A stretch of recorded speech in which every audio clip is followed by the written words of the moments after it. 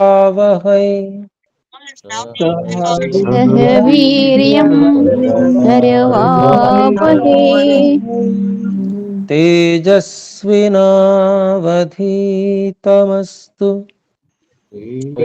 तेजस्विनावधीतमस्तु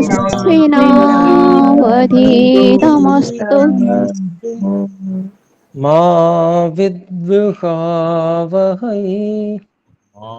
मा विद्विषावहै। ॐ शान्ति शान्ति शान्तिः। ॐ शान्तिः शान्तिः शान्तिः।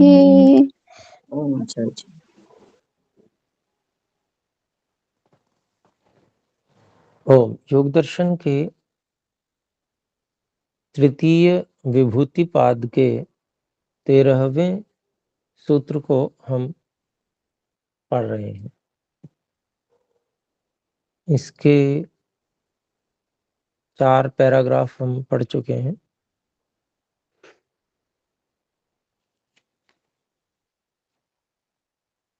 और आज 5वें से आज आरंभ करेंगे भाष्य के, व्यास भाष्यम के। तो यहाँ तक कोई बात हम में से पूछना चाहें तो पूछ सकते हैं।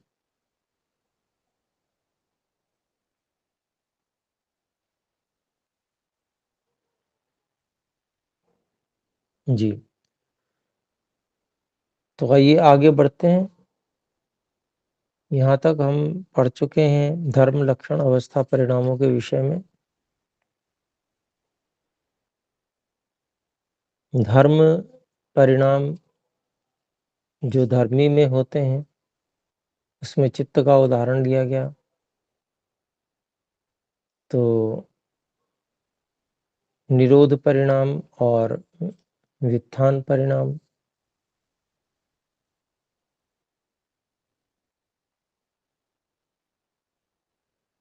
तो ये धर्म परिणाम है। फिर इसमें जो 3 काल हैं, अतीत, अनागत, वर्तमान, ये लक्षण परिणाम है।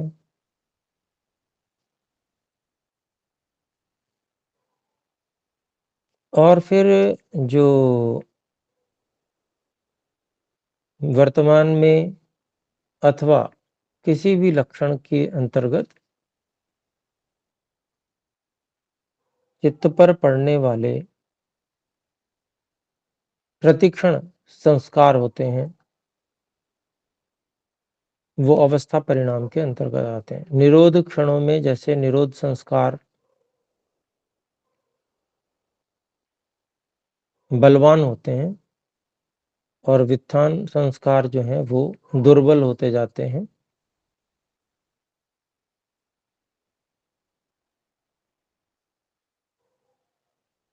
तो ये जो स्थिति है, यानी कि परिवर्तन प्रतिक्षण चल रहा है चित्त में, उसी को यहाँ पर अवस्था परिणाम कहा है। अवस्था प्रतिक्षण बदल रही है चित्त की।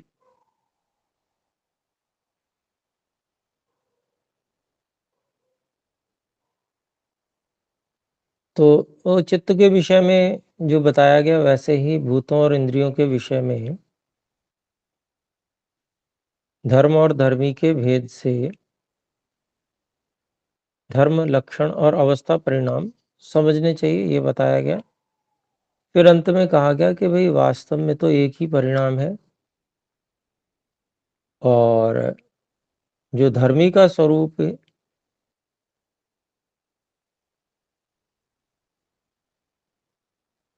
है उसी को धर्म के रूप में कहा जा रहा है। और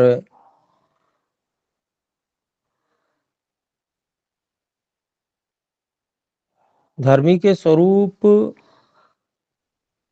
के स्वरूपों के परिवर्तन जितने भी प्रकार के हो रहे हैं उससे ही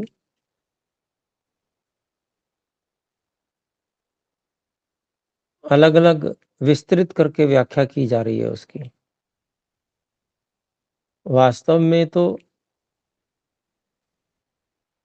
चाहे वो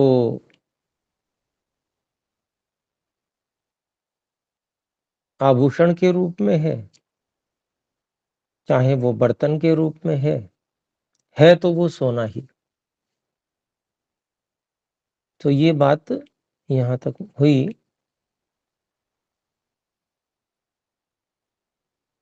फिर यहाँ पर कुछ बातें और कही जा रही हैं अपर आह करके 5वें पैराग्राफ में।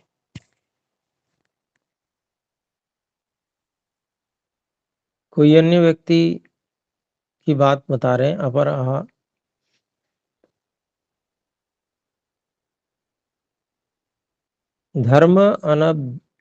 धर्मानभ्यधिको धर्मी।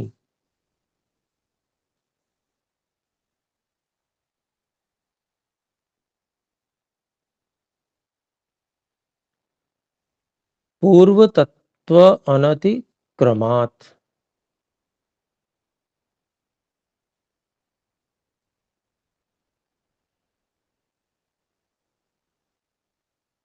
धर्म अनभि अधिकः धर्मी।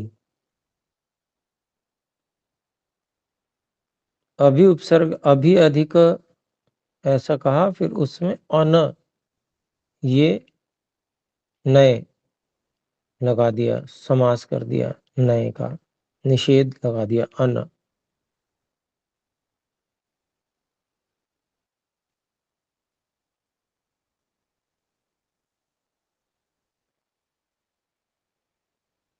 तो जो धर्मी है वो धर्म से कोई अधिक नहीं है, अलग नहीं है,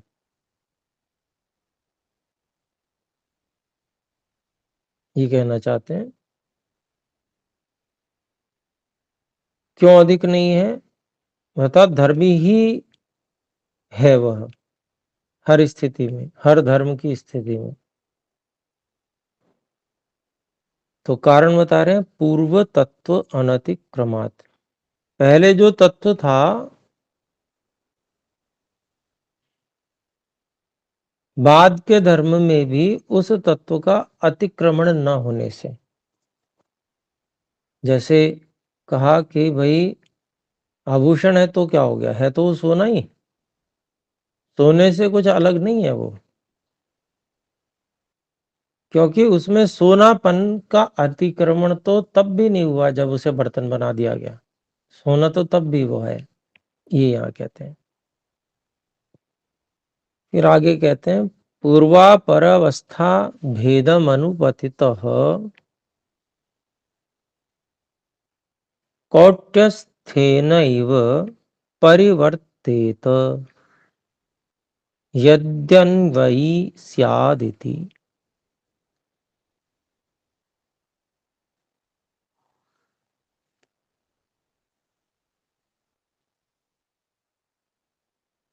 तो ये जो है पूर्व पक्षी जो है वो कुछ इस प्रकार से कह रहा है, पूर्व और बाद की अवस्था के भेद को प्राप्त हुआ भेदम अनुपतितः कौट्यस्थेन एव, कूटस्थता से ही अर्थात नित्यता से ही, नित्यपन से ही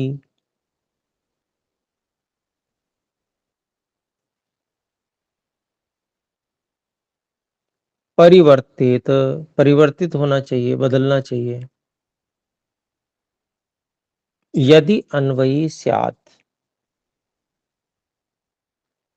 यदि जो धर्मी है वो सदा अन्वित रहता है,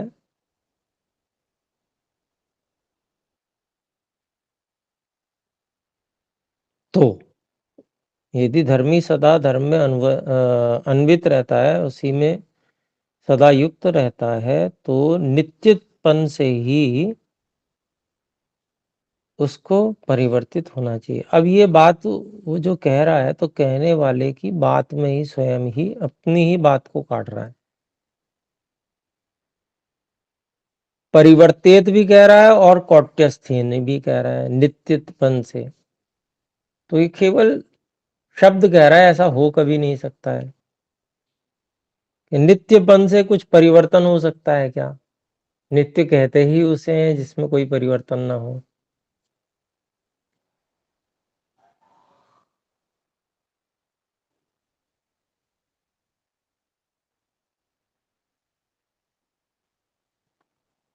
तो यहां पर जो है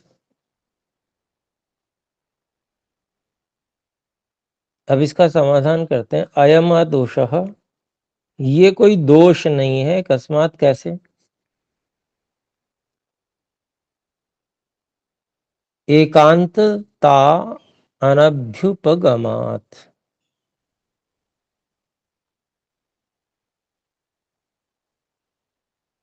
एक सिद्धांत को स्वीकार न किया जाने से।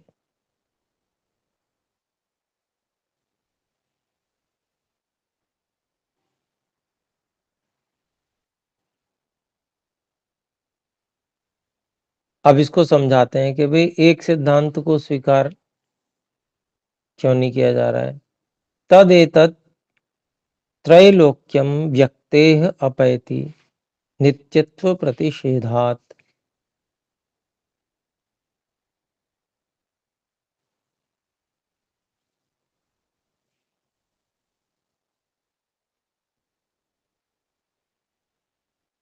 वह यह जो प्रकृति है,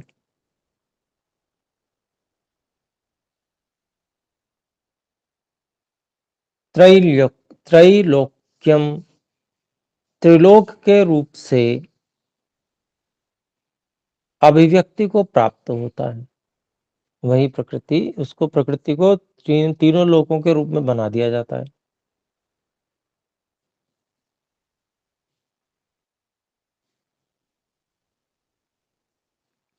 तो कैसे बना दिया जाता है? क्योंकि नित्यत्व प्रतिषेधात्, क्योंकि नित्यता नहीं है। किसकी नित्यता नहीं है? प्रकृति की नित्यता नहीं है, ये नहीं है, ये बात नहीं है। तीन लोकों की नित्यता नहीं है। त्रैलोक्यम, नित्यता का प्रतिषेध होने से समझने की आवश्यकता है कि जो चीज नित्य है वो तो नित्य ही रहने वाली है सदा, उसमें कुछ परिवर्तन नहीं होता। जैसे प्रकृति है, तो प्रकृति में कभी कोई परिवर्तन नहीं होता। प्रकृति अर्थात सत्वरजतम ज्यों का त्यों हमेशा रहता है, उसमें कोई परिवर्तन नहीं होता। जब विकृति जगत बन रहा है या बन गया है, उसके बाद भी सत्वरजतम तो ज्यों का त्यों ही रहने वाला है।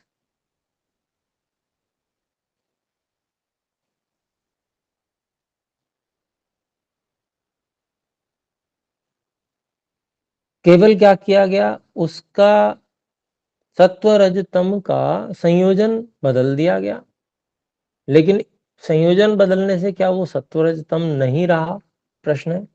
तो ऐसा भी नहीं है। सत्व रजतम तो अब भी सत्व रजतम है, चाहे विकृति जगत है। तो इसलिए प्रकृति तो नित्य ही है। लेकिन जो संसार बना, तीनों लोक बने, इसमें नित्यत्व का प्रतिषेध है, क्योंकि ये इस स्वरूप में हमेशा नहीं रहने वाला है।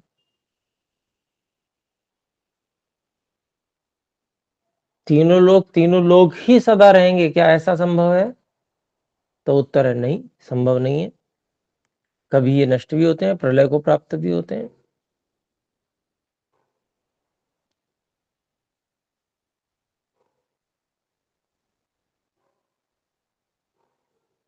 तो प्रकृति जन्य होना एक अलग विषय हो गया। प्रकृति नित्य है, परंतु प्रकृति के नित्य होने से उससे बनी वस्तु जो तीनों लोग हैं वह भी नित्य हो जाए, ऐसा नहीं होगा।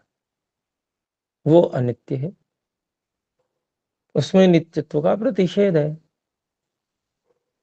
क्योंकि मूल प्रकृति अर्थात सत्वरजतम, वो सत्वरजतम कभी नहीं बदलेगा, सत्वरजतम सत्वरजतम ही रहेगा।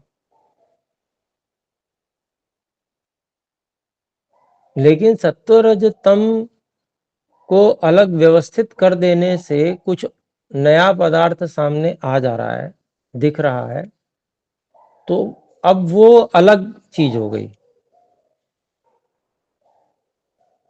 और उसकी नित्यता और अनित्यता के विषय में बात होगी, ये अभिप्राय। हालांकि एक दृष्टि से कहा जा सकता है ये संसार क्या है, सत्वरज तम ही तो है। सत्वरज तम के बहुत सारे परमाणुओं का समूह ही तो है, परंतु क्योंकि इसको एक विशेष व्यवस्था में पिरो दिया गया है, इसलिए ये 3 लोकों के रूप में प्रकट हो गया। इसलिए अब उसको भिन्न क्षमा करें,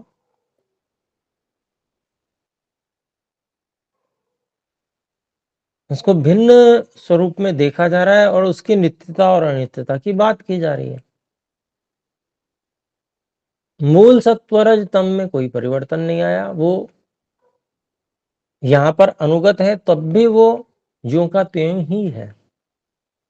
सत्व बदल के कुछ और नहीं हो गया, रज बदल के कुछ और नहीं हो गया, तम बदल के कुछ और नहीं हो गया, वो तो ज्यों का त्यों ही है। लेकिन ये इनकी व्यवस्था बनाकर एक जो अवयवी सामने आया है, वो एक स्वरूप सामने आ गया।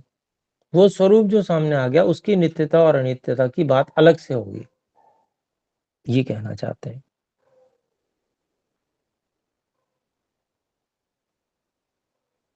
तो जो ये जो त्रिलोक है, ये अपनी सत्ता से प्रकट होता है, अर्थात इसको बनाकर सामने लाया जाता है और इसके नित्यत्व प्रतिषेधात, इसके नित्यता का प्रतिषेध होने से, खंडन होने से, मतलब नहीं है ये नित्य। फिर कहते हैं अपेतम अपि अस्ति विनाश प्रतिषेधात।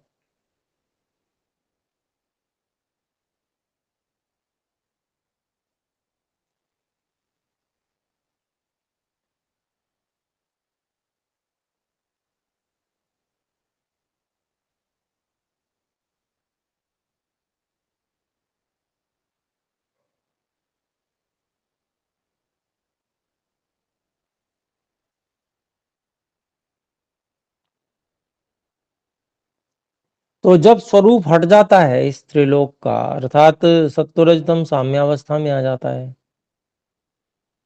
तब भी यह जगत है, क्योंकि विनाश का प्रतिषेध होने से।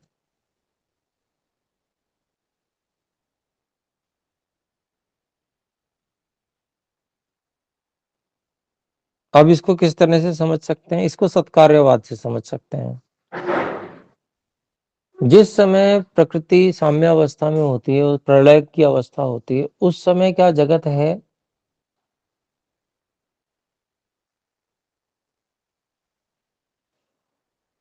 तो उस प्रश्न का उत्तर है कि जगत है, परंतु वह प्रकट अवस्था में नहीं है, अतीत और अनागत अवस्था में है, काल में है, अर्थात सामर्थ्य के रूप में विद्यमान है। सत्व रज तम, इन 3 कणों के जितनी संख्या है, वो सारा समूह जो उस समय साम्य अवस्था में विद्यमान है, उसमें जगत रूप बनने की सामर्थ्य है। अगर सामर्थ्य ही ना हो तो कैसे बन पाएगा जगत? तो वो सामर्थ्य रूप में वहां पर तब भी विद्यमान है त्रिलोक। तो इसी को कहा विनाश प्रतिषेधात। पूरी तरह से विनष्ट कुछ भी नहीं होता, वो मूल कारण में तो रहता ही है, सत्व रज तम के रूप में तो रहता ही है। सत्व रज तम में वो सामर्थ्य है, उस सामर्थ्य के रूप में वहां पर विद्यमान है, तो इसी को विनाश प्रतिषेध कहा है, तो इसी को सत्कार्यवाद कहा जाता है। कथन का भेद है।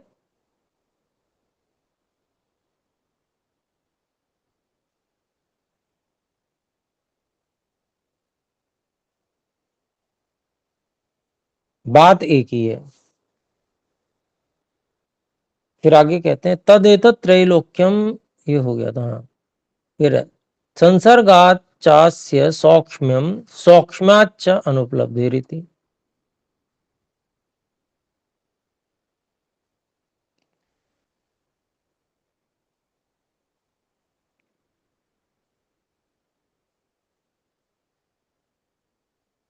तो कार्य द्रव्यों के संसर्ग से इस जो कारण है उसकी सूक्ष्मता होती है, और सूक्ष्मता होने के कारण से कार्य द्रव्य अनुपलब्ध होता है, मतलब दिखता नहीं, पता नहीं चलता। पता नहीं चल रहा है इसका मतलब है ही नहीं, ऐसा थोड़ी कहा जाएगा। सूक्ष्म रूप में तब भी विद्यमान है, कारण में संपूर्ण जगत विद्यमान है, लेकिन सामर्थ्य रूप में किसमें? कारण में। और कारण कैसा है? अनुपलब्ध है, क्योंकि वो सूक्ष्म है। जितने भी कार्य द्रव्य हैं उनका कारण द्रव्य का संसर्ग हट जाने से कारण की सूक्ष्मता हो जाती है, और सूक्ष्मता होने के कारण से उस समय कार्य उपलब्ध नहीं होता, दिखता नहीं। लेकिन जब वो सूक्ष्म रूप से उसको व्यवस्था बदली जाती है उसकी कारण की, तो फिर वो कार्य द्रव्यों के रूप में आ जाता है। ये अभिप्राय है। तो यहां पर जो प्रश्नोत्तर है इस पैराग्राफ में, क्या है? प्रश्नोत्तर है, प्रश्न करके उत्तर दिया गया है।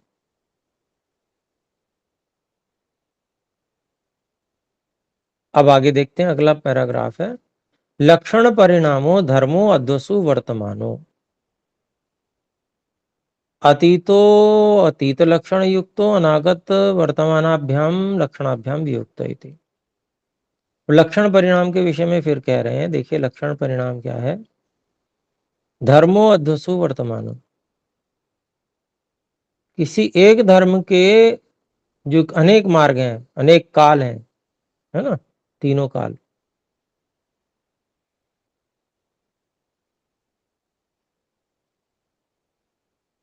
वर्तमान अतीत अतीत लक्षण युक्त। तो धर्म लक्षण परिणाम के विषय में बता रहे हैं कि जो धर्म है वो एक धर्म, किसी धर्मी का एक धर्म वो कालों में वर्तमान होता है।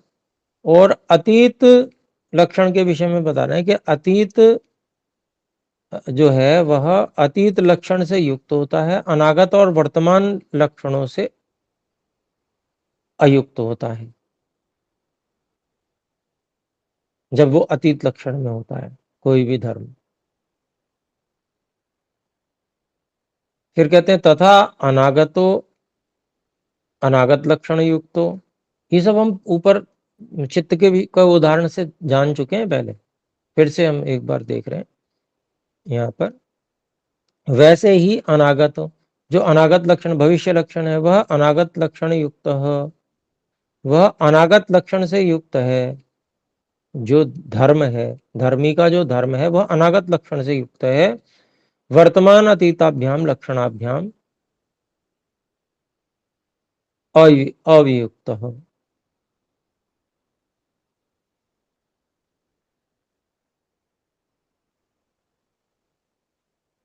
अवियुक्त है, मैंने पहले गलत पढ़ा था, वियुक्त अवियुक्त है। तो कहते हैं कि वह जो अनागत लक्षण है, वह अनागत लक्षण अनागत काल से तो युक्त है, यानी कि भविष्य काल से युक्त है, और वर्तमान अतीत वर्तमान और अतीत लक्षणों से भी पूरी तरह से छूटा हुआ नहीं है, अवियुक्त है, वियुक्त नहीं हो गया। वो भी उसके साथ जुड़े हुए हैं, वो आगे आने वाले हैं, बस ये अंतर है। तथा वर्तमान लक्षण युक्तो अतीत अनागताभ्याम लक्षणाभ्याम अवियुक्त। ऐसे जो अनागत है वह अनागत लक्षण से युक्त वर्तमान और अतीत इन दोनों लक्षणों से पूरी तरह से जो है ये नहीं कहा जा सकता कि वो हटा हुआ है, अभियुक्त हो गया है धर्म। वो बस वर्तमान स्थिति में वर्तमान है। फिर कहते हैं तथा वर्तमानो, ये तो हो गया। अच्छा चलिए, यथा पुरुष एकस्याम स्त्रियां रक्तो न शेषासु विरक्तो इति भवति। अर्थात जैसे कोई एक पुरुष जो होता है वो एक जो सामने होती है स्त्री, उसमें उसको राग होता है, उसको देखकर वो आकर्षित रहता है। न शेषासु विरक्तो भवति, इसका मतलब ये नहीं हो गया कि बाकी सबसे उसको वैराग्य हो गया, बल्कि वो शेष स्त्रियों में उसका जो राग है वो अतीत और अनागत लक्षण में चला गया है। अर्थात वो जब सामने आएंगी और ये हट जाएगी, ये वाली स्त्री, तो इस स्त्री में उसका राग जो है वह अतीत अनागत में चला जाएगा और अन्यों में वो वर्तमान में आ जाएगा। मतलब ऐसी स्थिति होती है सामान्य, जो इंद्रियों को खुला रखने वाले, इंद्रियों को खुला छोड़ने वाले पुरुष होते हैं, उनकी स्थिति बता रहे हैं यहाँ पे, सामान्य व्यक्ति की स्थिति।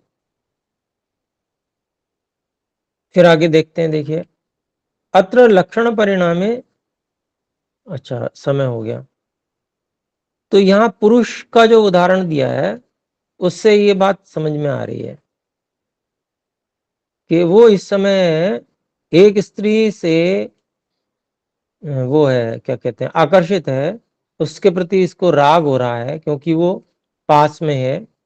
बाकी स्त्रियां जो हैं वो सामने नहीं है, पास में नहीं है, तो उनके प्रति वो विरक्त हो गया, ऐसी बात नहीं है, उनसे वैराग्य नहीं हो जाता उसको।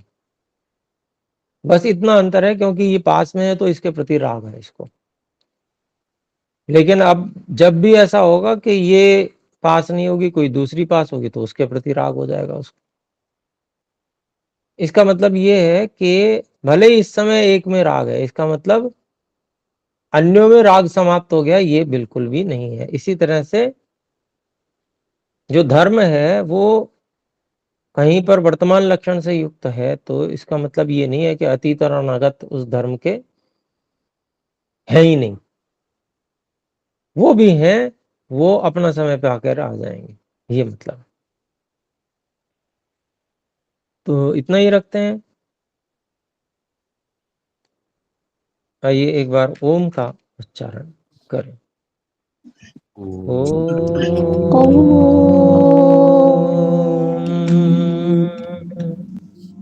नमस्ते महोदय, सर्वेभ्यो सभी नमः, को सादर सभी को नमस्ते। सादर नमस्कार नमस्ते जी। आचार्य जी, धन्यवाद। सादर नमस्कार आचार्य जी, सभी भाई बहन को सादर नमस्कार।